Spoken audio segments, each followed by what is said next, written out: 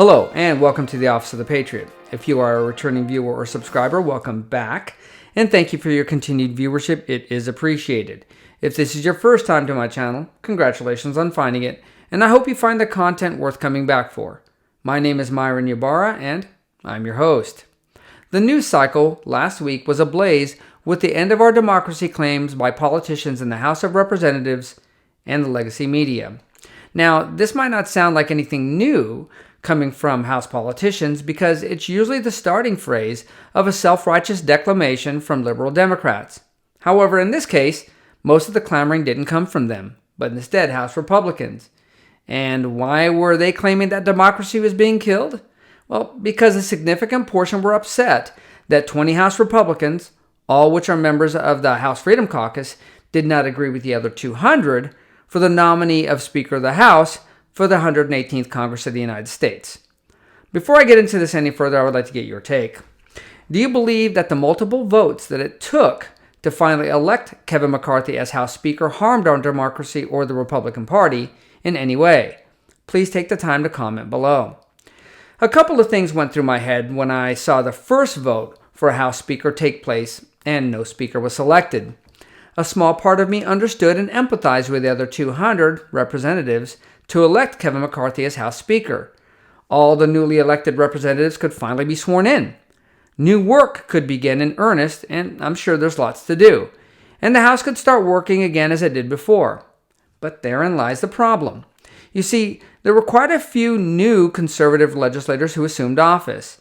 And these legislators were likely voted into office by conservative Republican citizens who are tired of the lip service they've received for years on end by legacy Republicans like Kevin McCarthy. And as a result, many of these new legislators and some older ones decided that it was time that the House gets a little spring cleaning. And anytime you do cleaning, you have to move dirt around a little before you're able to pick it up. And that's what played out in the House for the last 5 days. So who are these legislators?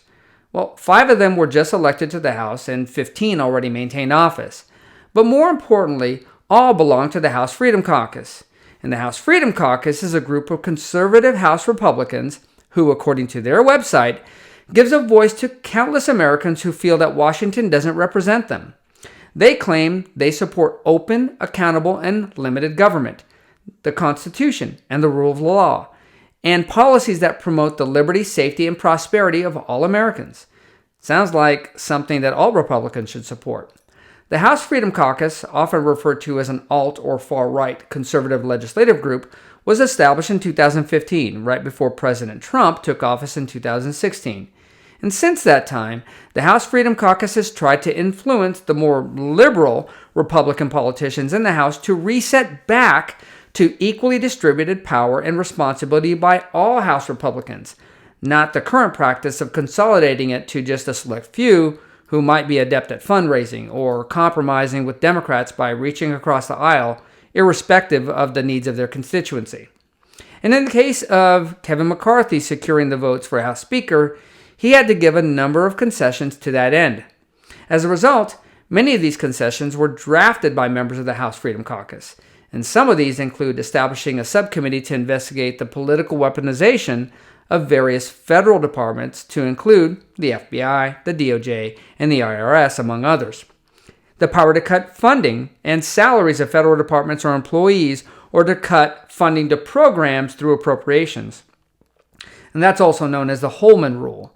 Cuts to, or rather significant caps on spending, especially the military, and no more omnibus bills. And omnibus bills are bills that include multiple funding packages for different departments and programs that are placed into one bill, so there's only one vote that's required.